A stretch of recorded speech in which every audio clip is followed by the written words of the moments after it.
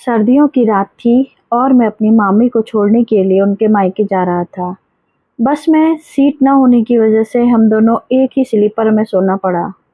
रात के 12 बजे के करीब मैं गहरी नींद में सो रहा था। तभी मैंने कुछ ऐसा देखा जिस पर मुझे विश्वास नहीं हुआ। मेरी मामी कंबल के अंदर कुछ ऐसा कर रही थी जिसकी मैंने कल्पना भी नहीं की थी। जी हाँ दोस्तों, आज की इस कहानी को सुनने के बाद आप लोगों को भी बहुत बड़ी हैरानी होगी। इसलिए इस कहानी में आप अंत तक बने रहिएगा। मेरा नाम शिवम है और यह कहानी मेरी और मेरी बड़ी मामी की है। दोस्तों, यह घटना 2 साल पहले की है, जब मैं इंजीनियरिंग की पढ़ाई करना चाहता था। लेकिन गांव पर यह सुविधा न मिलने की वजह से मुझे शहर जाना पड़ा। शहर में मेरे बड़े मामा और मामी रहते थे।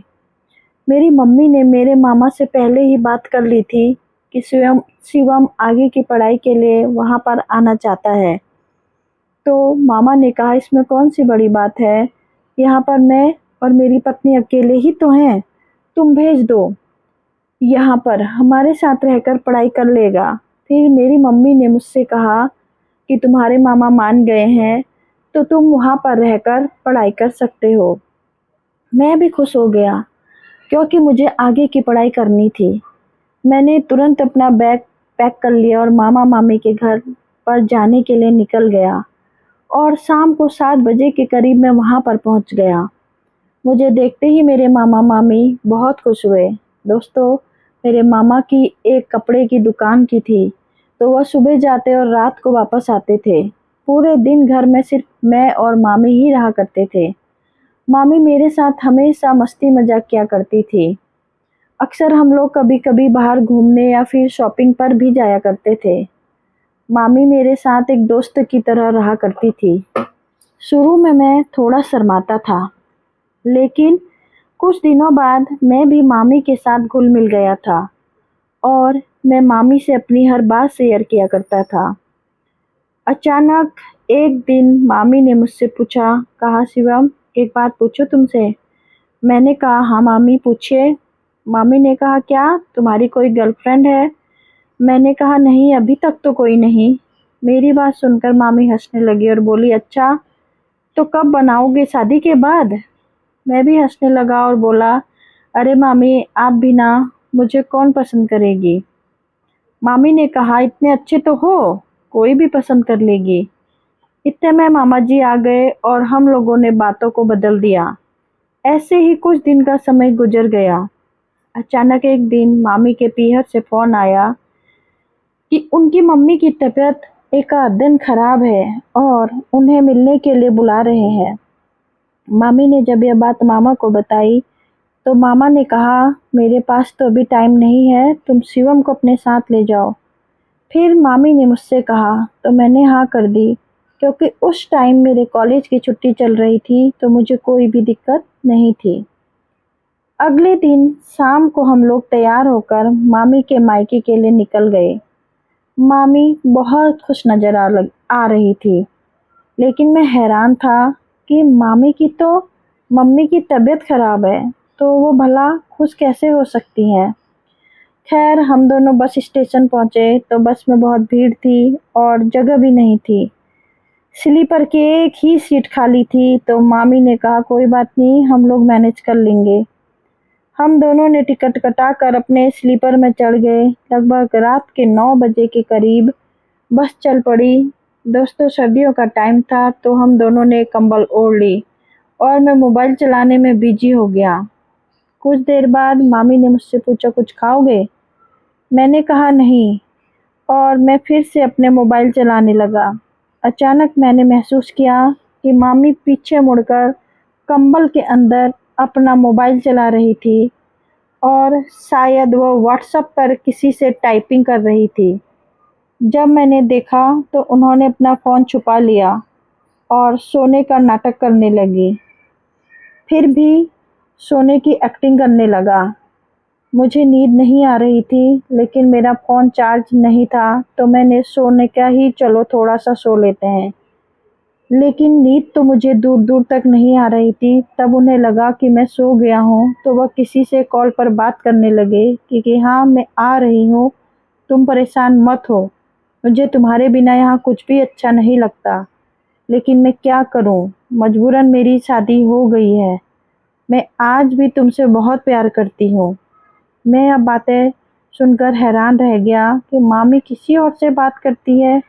क्या उनका कोई बॉयफ्रेंड भी है? मैं चुप रहा और कुछ भी नहीं बोला। मैंने सोचा कि जब मैं वहां जाऊंगा तो खुद ही सब कुछ पता चला जाएगा। तब दूध का दूध और पानी का पानी हो जाएगा। मुझे बहुत गुस्सा आ रहा था क्योंकि मैं अपने मामा से बहुत प्यार करता था और मेरे मामा बहुत अच्छे स्वभाव के थे। लेकिन मेरी मामी उन्हें धोखा दे रही थी। इसी सोच विचार में मैं सो गया। अगले दिन सुबह हम मामी के मायके पहुंच गए। जब मैं वहां गया तो मैंने देखा कि एक लड़का था जो बहुत खुश नजर आ रहा था और इधर मामी भी उसे देखकर खुश हो गई थी। लेकिन वह मुझे देखकर कुछ बोल नहीं पाई और सीधा अपने घर पर चली गई। मैं भी उनके पीछे पीछे उनके घर पर चला गया। जब मैं वहां गया तो उनकी मम्मी की तबीयत पहले से थोड़ा सा बेहतर थी।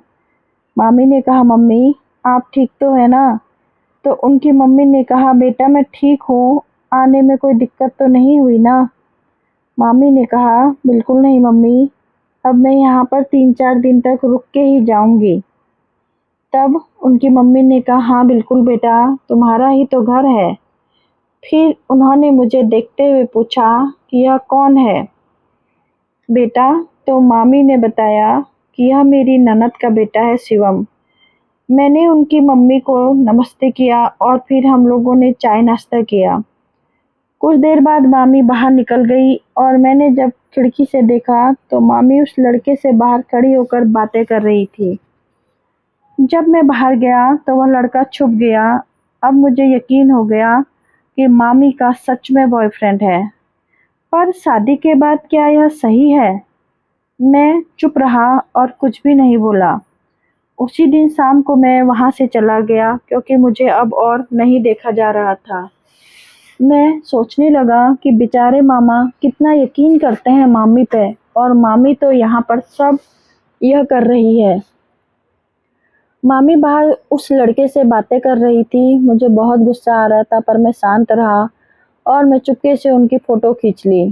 फिर मैं मामी को बोला, मामी 4 दिन हो गए हैं। तो मामी ने कहा, हम कल सुबह चलेंगे। फिर मैं मामी को एक साइड में लेकर गया और उनसे बोला, यह देखिए आपका बॉयफ्रेंड और आपकी फ़ोटो। अगर आपने ज़्यादा होशियारी दिखाई और आगे से कभी भी उससे बात की तो मैं मामा को सब कुछ बता दूंगा। मामी बहुत डर गई और उन्होंने कहा, सॉरी शिवम, मुझे माफ़ कर दो प्लीज़। तुम्हारे मामा को कुछ भी मत बताना, नहीं तो मेरा घर टूट जाएगा। मैंने कहा, यह तो इतना सब करने से पहले सोचना चाहिए था। मामी की आंखों में आंसू आ गए। वह रोते हुए बोली, कहने लगी कि मैं वादा करती हूँ कि आगे से कभी इससे बात नहीं करूँगी। मुझे एक मौका दे दो प्लीज। मैंने मामी की बात मानी और अगले दिन मामी को लेकर घर पर आ गया। मामी को अब एहसास हो चुका था कि उन्होंने कितनी बड़ी गलती की है और वह अब मामा को दिल से मोहब्बत करने लगी थी। मैं उन दोनों का प्यार देखकर बहुत खुश हुआ। 1 साल बाद मामी और मामा का एक प्यारा सा बेटा भी हो गया। दोस्तों, अगर आपको कहानी पसंद आए तो कहानी को लाइक से सब्सक्राइब जरूर कीजिएगा और कमेंट बॉक्स में बताइएगा कि आपको कहानी कैसी लगी।